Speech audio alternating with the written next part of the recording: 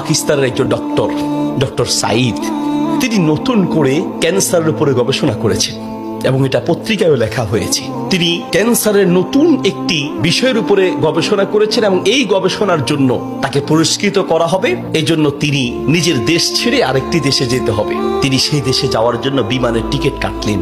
তিনি তার জীবনে দোয়ার যে ফল, দোয়ার মাধ্যমে যে কি করে অসম্ভব সম্ভব হয় তার বাস্তবতা তিনি নিজ মুখে বলছেন যে আমি বিমানের টিকিট কাটলাম, বিমানে উঠলাম, মনে বড় আনন্দ। দীর্ঘদিনের গবেষণার পরে আজ আমি পুরস্কার পেতে চলছি। বিমানে ওঠার পরে 1 ঘন্টা কোন রকম বিমান চলার পরেই আমাদেরকে পাইলট বলল যে আপনারা বেল শক্ত করে বাঁধেন, কারণ বিমানের যান্ত্রিক ত্রুটির কারণে সামনে আগাতে পারবে না। আশেপাশের যে কোনো একটা এয়ারপোর্টে আমরা সুযোগ পেলেই সেখানে ল্যান্ড করব। তিনি বললেন। কিছুক্ষণ পরেই বিমানটা ল্যান্ড করলো। আমি একেবারেই ভেঙে পড়লাম যে হা, আমার বোধহয় যাওয়া হবে না। বিমান ল্যান্ড করার পর জিজ্ঞেস করলাম এটা কি যাবে? বলছে যে ত্রুটি, এটা আজকে যাবে না। তাড়াতাড়ি বলছেন যে আমি সেই বিমান বন্দরে বিমান থেকে নেমে চলে গেলাম ইমিগ্রেশন কাউন্টারে, গিয়ে বললাম যে আমি তো ওই জায়গায় যেতে চাই, পরবর্তী বিমান কখন? বলছে পরবর্তী বিমান কমপক্ষে 16 ঘন্টা পরে, আর এই বিমান যাওয়া সম্ভব নয়। তাহলে আমি কি করব? বলছে আপনি একটা কাজ করেন, যতদূর এসেছেন 3 থেকে 4 ঘন্টার মধ্যে আপনি পৌঁছাতে পারবেন যদি দ্রুত একটা প্রাইভেট কার নিতে পারেন। বলছে আমি তাড়াতাড়ি সেখান থেকে বের হয়ে ব্যাগটা হাতে নিয়ে দৌড়াতে দৌড়াতে এয়ারপোর্টের বাহিরে গিয়ে এক প্রাইভেট কার ঠিক করলাম। প্রাইভেট কার ওলাকে বললাম ভাই যত দ্রুত পারেন আগাতে থাকেন, টাকা নিয়ে টেনশন নাই, কারণ পুরস্কার তো বিশাল পুরস্কার, আপনি আগাতে থাকেন। প্রাইভেট কার ড্রাইভার গাড়ি চালাচ্ছে তো চালাচ্ছে। তিনি বলেন মোটামুটি কিছুক্ষণ যাওয়ার পরে হঠাৎ বিশাল তুফান শুরু হলো। প্রচন্ড তুফান দেখে ড্রাইভার বলছে ভাই সামনে যাওয়া সম্ভব নয়। বলছে চেষ্টা করেন। বলছে দেখছেন কি অবস্থা, রাস্তাঘাট সব গাছ বালা ভেঙে রাস্তায় পড়ে আছে। যখন তুফান আরো প্রচন্ড বাড়তে লাগলো আমি অবশেষে নিরাশ হয়ে বললাম যে জীবন বাঁচানো দরকার, পুরস্কার দিয়ে কি হবে, নিজেই যদি মরে যাই থাক, পুরস্কার চিন্তা নাই, সামনে যাওয়ার দরকার নেই। আশেপাশে বাড়ি ঘর দেখলেই কোন একটা বাড়ির সামনে গিয়ে দাঁড়ান, বাড়িতে গিয়ে অন্তত নিজের জীবনটা বাঁচাই। একটা ঘর দেখতে পেলেন, ড্রাইভার সেই ঘরের সামনে গিয়ে দাঁড়ালেন, দরজায় নক করলেন। একজন বুড়ো মহিলা বের হয়ে দরজা খুললেন। বলছে বুড়িমা আমরা মেহমান বিপদে পড়েছি, বাহিরে তুফান চলছে, একটু আশ্রয় চাই, কোনো পুরুষ থাকলে বলেন। বলছে ভিতরে চলে আসেন, কোনো পুরুষ আমার ঘরে নাই, তবে আপনারা বসেন, নিশ্চিন্ত থাকেন, আমি আপনাদের মেহমানদারির ব্যবস্থা করি। বলছে ঘরে পুরুষ নেই তো কোথায় গিয়েছে?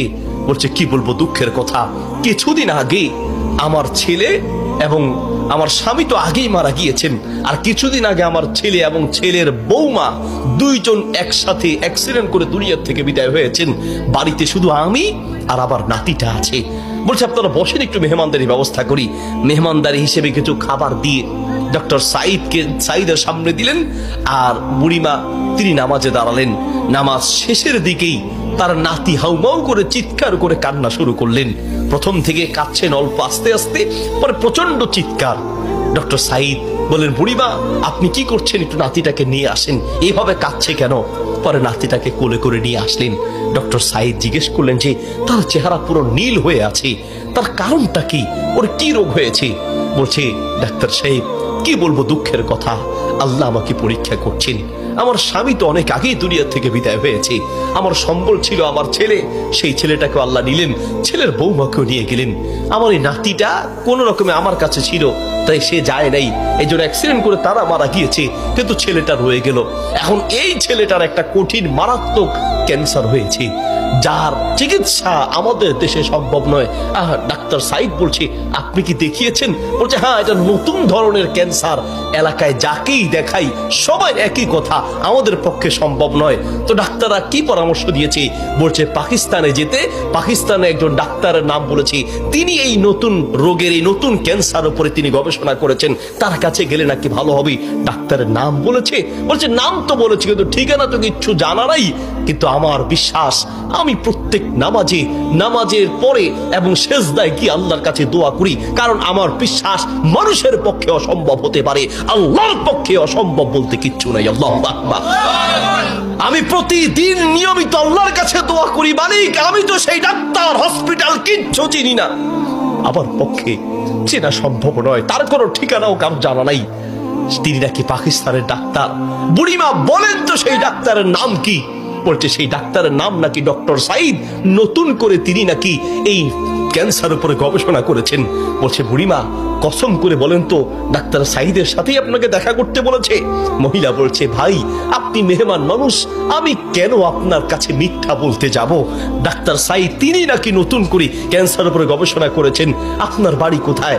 ডাক্তার সাইদ বলল বুড়িমা আমি আপনাকে কসম করতে বলেছি এই জন্য যে আমি বড় অবাক হয়েছি, আল্লাহ যে বান্দার দোয়া কিভাবে কবুল করেন, আল্লাহ যে মানুষের দোয়া কিভাবে কবুল করেন, আমি এখন বুঝতে পেরেছি কেন আমার বিমান নষ্ট হয়েছে, আমি এখন বুঝতে পেরেছি কেন আমি প্রাইভেট কারে উঠেছি, আমি এখন বুঝতে পেরেছি কেন তুফান শুরু হয়েছে, আমি এখন বুঝতে পেরেছি লক্ষ লক্ষ বাড়ি ঘর থাকতে কোথাও না গিয়ে আপনার বাড়িতে কেন এসেছি, আমি এখন বুঝতে পেরেছি আল্লাহ বান্দার দোয়া কিভাবে কবুল করে। বুড়িমা আপনি যে ডাক্তার সাইদের জন্য দোয়া করছেন সেই ডাক্তার সাইদের কাছে পাকিস্তানে যেতে হবে না, টেনে টেনে তাকে আপনার বাড়িতে নিয়ে এসেছেন, আমি ডাক্তার সাইদ আপনার বাড়িতে উপস্থিত আছি। আল্লাহু আকবার।